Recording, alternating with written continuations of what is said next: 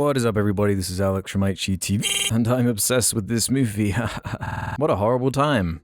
In the best way possible. This movie's kind of come out of nowhere and sideswiped everybody with how quality it is. I was just talking so much smack about Blumhouse horror movies. Not that the production company is always a measure of the quality of the actual film, but, you know, patterns emerge. And I guess it turns out there was a bidding war for this because it was made for so cheap and is so gripping and entertaining and is spreading so quickly by word of mouth that it's obviously making huge profits on its dinky little budget. But this is becoming a really nice trend with these YouTuber, social media to horror filmmaker pipelines, where it's these younger filmmakers that seem to understand the right balance of the classic familiar tropes that lie in horror, balanced with a self-aware comedic kind of edge too, often from their personalities from being familiar with social media and these skit-type videos. I've been watching a bunch of Cory Barker's like TikToks and little skits he made, and they're really funny, and does accentuate that line between what makes something funny and what makes something scary, and this is a film that explores that beautifully. Through a lot of the film, I was thinking of the film Possession, and thematically there's a lot in common, outside of the fact that the names rhyme. And on the social media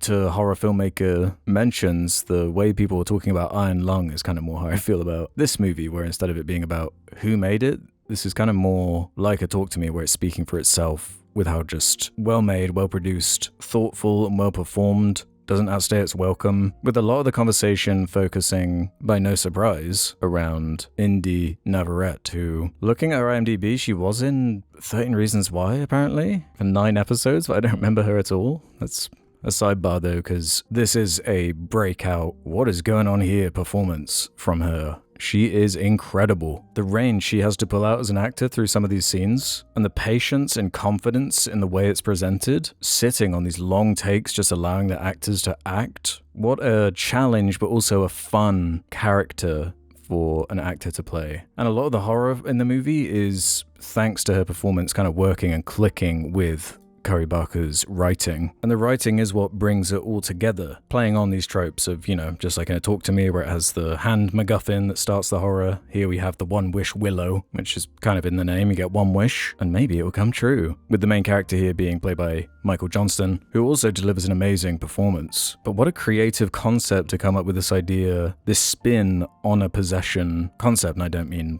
possession literally like this movie, I mean like a ghost or demon possessing somebody through a MacGuffin, and knowing its exact limitations and what is scary about this dynamic, to create some horror sequences that are some of the most frightening, psychological, disturbing ideas probably since maybe Hereditary for me, where there are multiple times I'm getting a cold chill down my spine, where you're awkwardly laughing, where you're feeling so sad and upset for what is happening to this poor woman who's the central kind of victim of this selfish wish. And a classic kind of monkey's paw situation, where obviously wishing for someone to love you more than anyone else. That's the exact phrasing. Wishing for Nikki to love him more than anyone in the world. Clearly has not been paying attention to genie media or general wish granting media, where always monkey paws and you've got to be super specific with the wording. But the patience this film has to build on its tone, it is so tense and creepy, and it's left open to interpretation in the way I love that horror can do, and Talk to Me did a similar thing, where it just about gives you the answers you need but leaves enough open where your mind can fill in the blanks, which is what is really scary about horror when it comes down to it. And that is not only executed through the script and the performances, but also the filmmaking. The simplicity of it is so effective. There's a shot where Indy is standing in a bedroom and the lighting is tuned just enough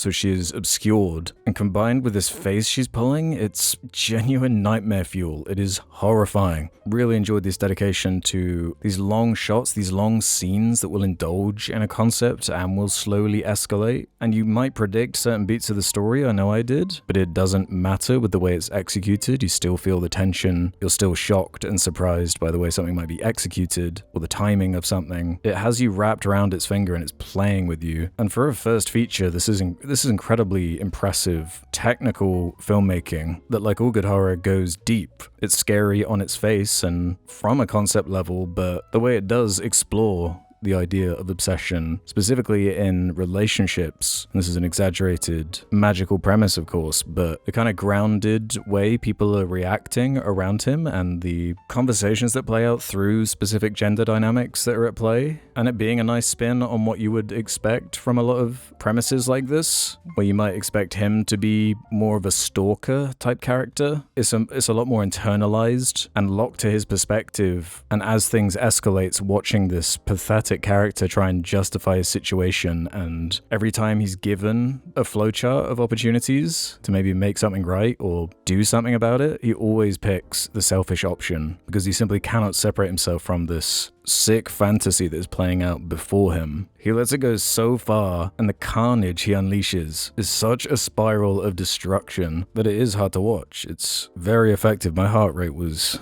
this is rare for me to react like this to these horror movies. I've seen so many at this point, but this kind of horror really speaks to me. The way the scene is written where, and a lot of horror movies do this to some extent when there's a MacGuffin or whatever, where a main character is trying to solve some problem that they've either created or been thrown into, and there needs to be a lore dump scene or an investigation scene or follow the clues. But the visuals of it aren't even frightening. He's just in a car making a phone call, but the implications are so utterly grotesque. And these concepts of being trapped inside your own body somehow, or your consciousness being tuned out or taken over with these brief moments where the real person inside is able to communicate, is so disgusting and fucked up. It's just one of those concepts that is so simple and effective and easy to communicate with the right actors, but it makes you kick yourself for not coming up with it first. But what an execution. All of the supporting cast are great and add something to the story, whether it be a concerned perspective, a bit of humor. This is from the opening scene, which was a clever way of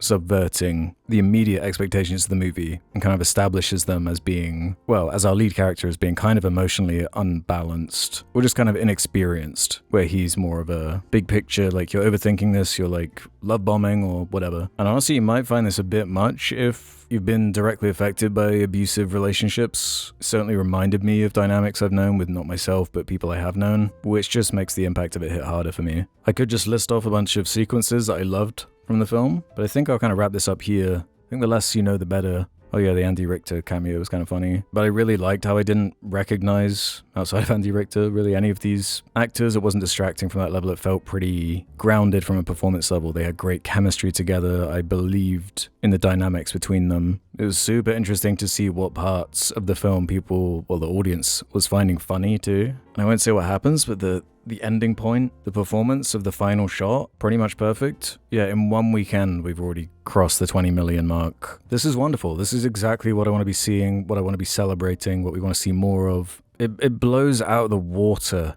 so many horror movies that have all these resources. I just can't get over how cheap they made this for how great it looks too. I enjoyed the use of the score, the synth-heavy, moody, but also kind of loving soundtrack. Got so much great imagery. There is something about horror and just the economic reality of things at the moment that seems to be the perfect genre to, one, get your film made and get some attention on you as a filmmaker.